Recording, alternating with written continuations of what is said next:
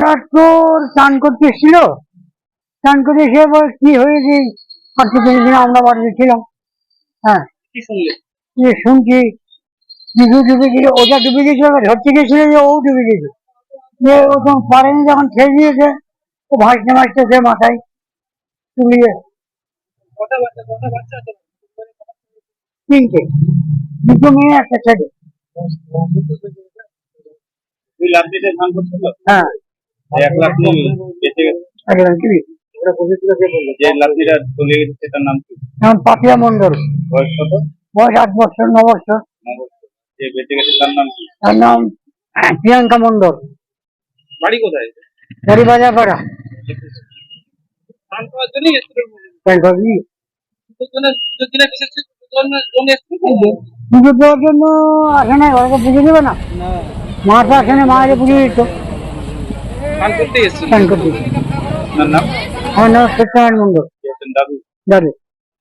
মেয়ে চান করতে নেমেছিল, তার মধ্যে একটা বড় ছিল, বাচ্চাটা তলিয়ে গেছে। হ্যাঁ, কিন্তু বড়টা মানে বাঁচানোর জন্য মানে ই করছিল, ছটফট করছিল, তখন ওই পাশের লোকগুলো ওকে মানে টেনে তুলেছে, কিন্তু ওই পাশের লোকগুলো জানে না যে ওই একটা বাচ্চা তলিয়ে গেছে। হ্যাঁ, ইতিমধ্যে ও চলে গেছে। বাচ্চার বয়স 10 বছর বয়স। আজকে তো গঙ্গা পুজো। হ্যাঁ, গঙ্গা পুজো। হ্যাঁ, গঙ্গা পুজোতে গঙ্গা এরকম ঘটে গেল। কি নাম আপনার? আমার সুবীর কুমার ফুলমালি। হ্যাঁ, এলাকার নাম? এলাকার বাজার পাড়া। অনেকগুলো বাচ্চা একসঙ্গে গঙ্গা স্নান করতে এসেছিল, তারা কেউ সাঁতার জানতো না।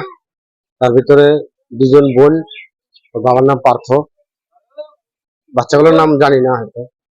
তার ভিতরে একজন তলিয়ে গেছে, 2জন একসঙ্গেই ছিল। ও বাঁচার জন্য ওর দিদিকে ধরেও ছিল, কিন্তু ততক্ষণে ওর বোন যখন শেষ হয়ে যায় তখন ছেড়ে দেয়। অমৃত ঘোষ।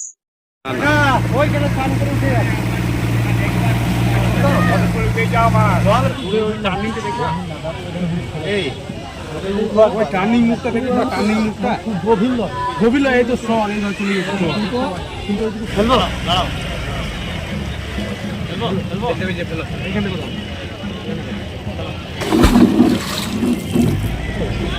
আস্তে আস্তে রিঙ্কু, আস্তে।